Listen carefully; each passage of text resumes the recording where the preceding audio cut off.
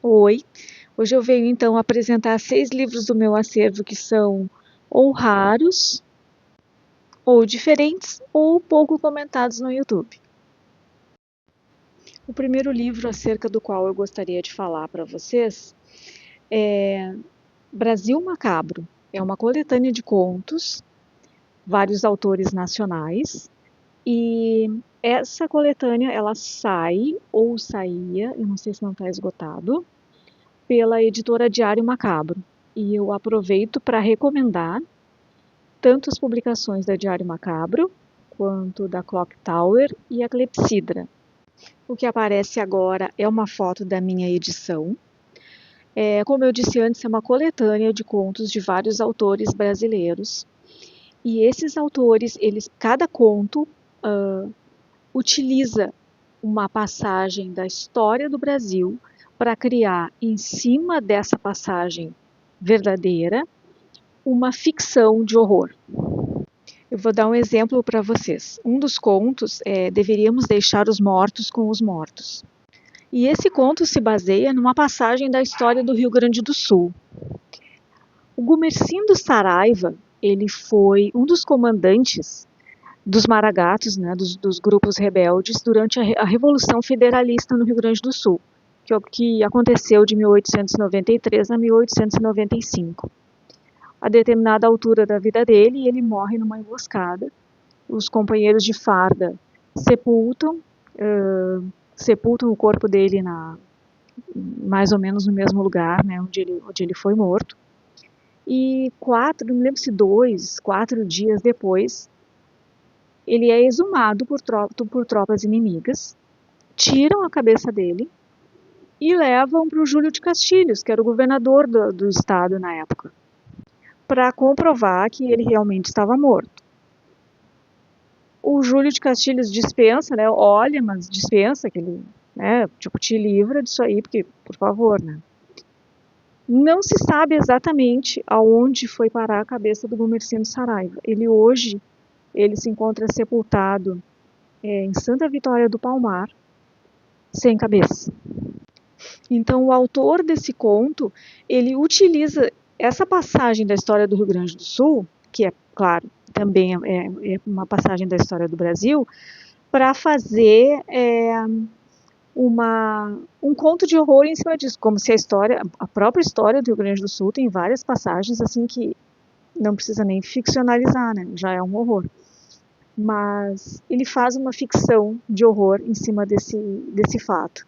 É muito legal esse livro, foi um daqueles assim que, sabe aquele prazer de ler, de estar lendo e de olhar no relógio, meu Deus, eu tenho que dormir. No ano em que eu li esse livro, se não me engano foi 2023, nossa, ele ficou com certeza entre os 3 melhores do ano, muito provavelmente por conta desse critério assim de não querer largar o livro, de precisar dormir, não dormir para não largar o livro. Eu acredito que ele tenha sido, sim, a melhor leitura de 2023. Eu gostei bastante desse livro. O segundo livro é um calhamação, Agatha Christie's Complete Secret Notebooks.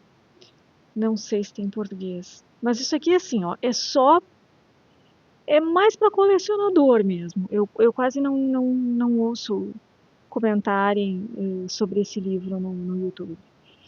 Na verdade, é um compilado, digamos assim, de anotações que ela fazia para criar as histórias. Muito longe de ser uma leitura essencial para a compreensão da autora, tá? Não tem nada a ver isso é realmente só curiosidade ou de colecionador ou de quem tem alguma curiosidade a respeito do processo de escrita de um livro tão preciso quanto uma novela policial, principalmente dessa escola inglesa do início do século XX. Porque antes de começar a escrever, tu já tem que ter todo o esquema feito. Porque senão não, não vai fechar. Porque são muitos detalhes que são largados ao longo da novela. Então, se não está tudo muito certinho na mente da autora, e claro, no papel também, né? a novela não vai dar certo, muito provavelmente não vai dar certo. O que eu faço é, depois de concluir a leitura de uma das novelas, eu vou nesse livro e leio ali, tem uma, duas, três, às vezes 4 páginas das anotações dela. Eu, na verdade, eu li a obra completa dela, com exceção do último, né, Caio Pano, há muitos anos. Eu tinha em torno de 20, talvez um pouco menos até. Então agora eu tô aos poucos, pego uma, releio, principalmente as que eu esqueci completamente, assim, tem umas que eu realmente não me lembro de nada. E como eu gosto muito de novela policial, eu acho a Agatha muito boa mesmo. Então eu sempre me divirto. Quando tem alguma coisa a mais, assim, para ler a respeito dela, eu procuro ler. Um outro livro acerca do qual eu raramente ouço falar é Francisco Ricardo, Uma Tragédia Esquecida. É do Sérgio Faraco e do Walter Antônio Nuol Filho, e saiu pela LPM. Esse livro eu comprei na Feira do Livro, aqui de Porto Alegre, se não me engano, em 23. O Francisco Ricardo, ele foi um advogado, promotor de justiça, escritor, poeta e um mulherengo irremediável. Em razão desses envolvimentos amorosos, inclusive com mulheres casadas, o Francisco Ricardo precisava ser transferido com frequência. Eu não vou contar toda a tragédia agora, aqui para vocês. Basta dizer que a primeira parte, o livro é dividido em 3 partes. Na primeira parte, o Sérgio Faraco faz o relato ali do que aconteceu. Na segunda parte, tem todas as notícias de jornal, documentação do que aconteceu na época. E na última parte tem os poemas do Francisco Ricardo, porque, não sei se vocês lembram que eu falei no início, ele além de promotor de justiça, escritor, ele foi poeta também. O próximo livro é Nas Profundezas, do decadentista francês Jory Kaufmann. Esse livro saiu pela editora Carambaia. Eu acho que ele continua disponível. Eles têm aquelas edições em brochura, depois que eles lançam, não é, a primeira versão, eles continuam em versão brochura com capa preta. Essa aqui é a minha edição. Essa foto não ficou boa.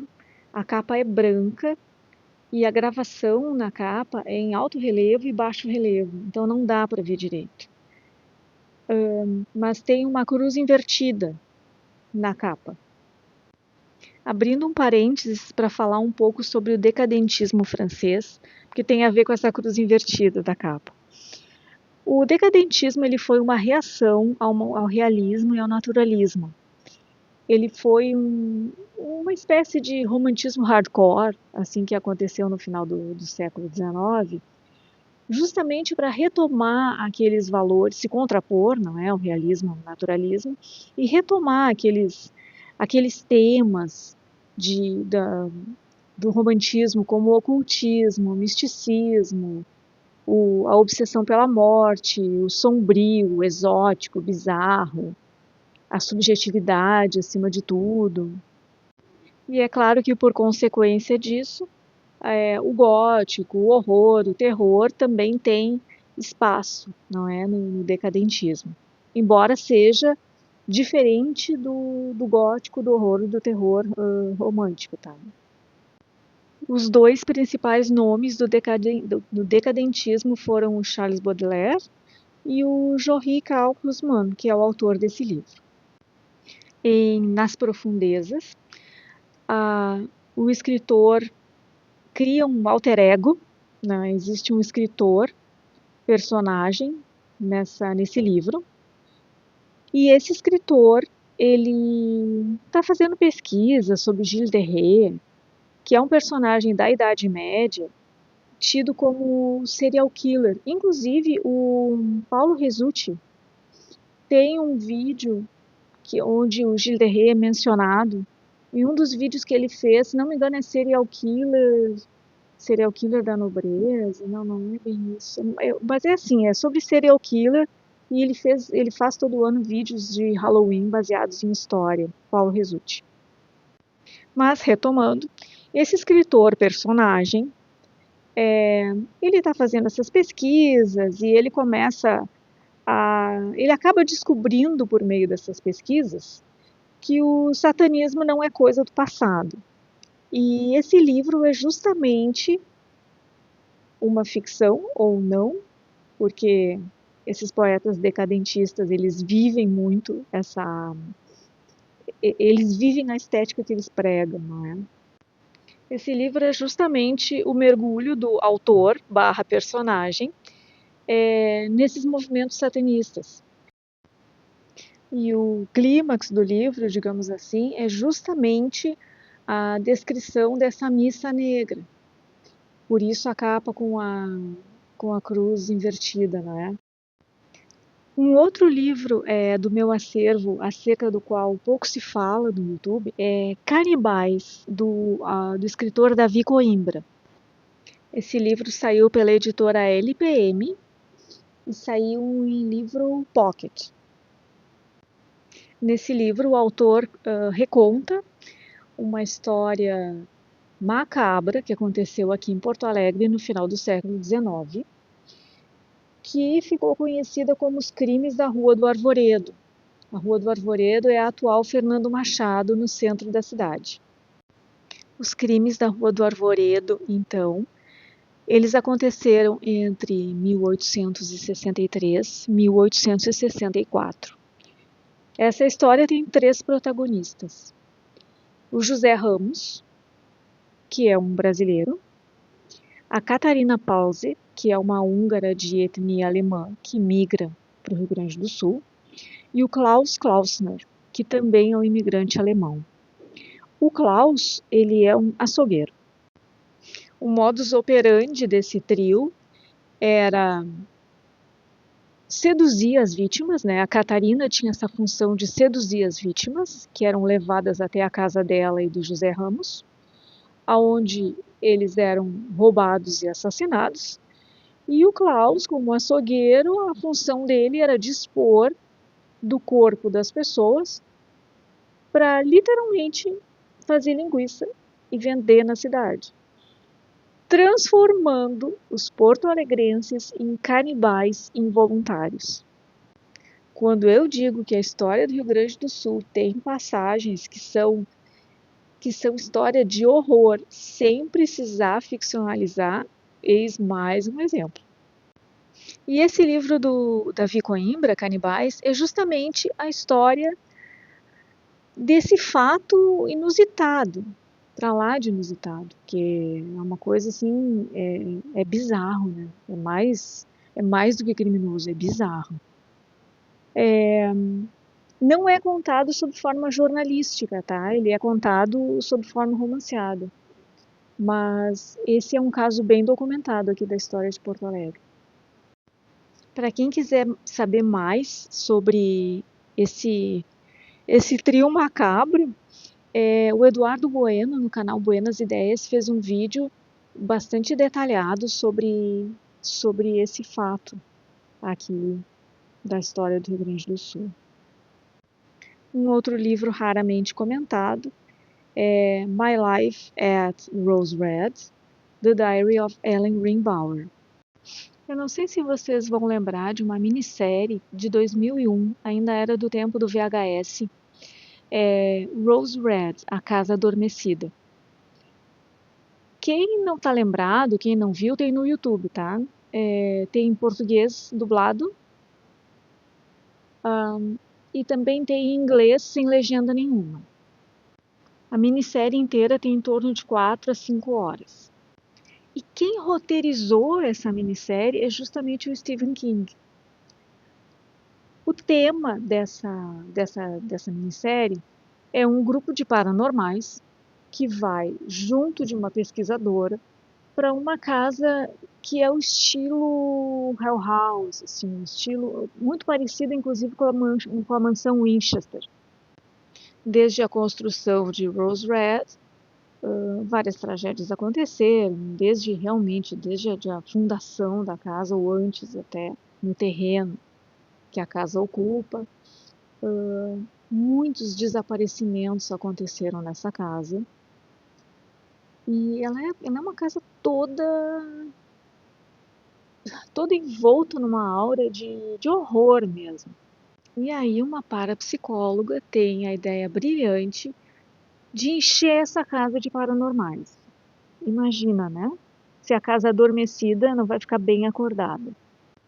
Tá, mas até agora eu falei da minissérie. E esse livro aí, o que ele tem a ver? Esse livro ele foi escrito como parte da campanha de marketing da série. Então, como eu disse, o roteiro é de Stephen King. E esse livro foi escrito, por exemplo, a autora desse livro aparece ali como a doutora Joyce Reardon.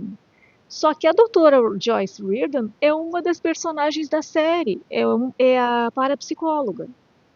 E esse livro é feito como um diário da primeira dona, da Ellen Greenbauer, da esposa, né, do cara que construiu essa casa. E ela falando nesse diário todas as coisas terríveis que ela já passou em Rose Red, até o dia que ela desaparece, claro. E esse livro ele é todo cheio de fotos dessa época, final do 19, início do 20. Ele realmente parece um livro de não ficção e foi vendido como tal, né? Para quem não prestou muita atenção, que a autora era uma das personagens da série, né? Parece uma coisa incrível, né? Pensar que as pessoas caíam, né, nesse tipo de marketing. Mas na verdade, em 2001, não tinha internet. A gente não podia simplesmente acessar o Google e pesquisar essas coisas. A gente ficava na dúvida. E esse livro aqui, num cantinho dele ali está escrito fiction. Mas ele não fala, eu não me lembro pelo menos, dele descrever abertamente que era uma obra feita através do marketing. Esses são, então, 6 livros do meu acervo que são raros, ou diferentes, ou pouco comentados. Eu espero que vocês tenham gostado do vídeo. Qualquer dúvida, deixem aqui nos comentários que eu vou procurar responder. Um abraço a todos e até o próximo vídeo.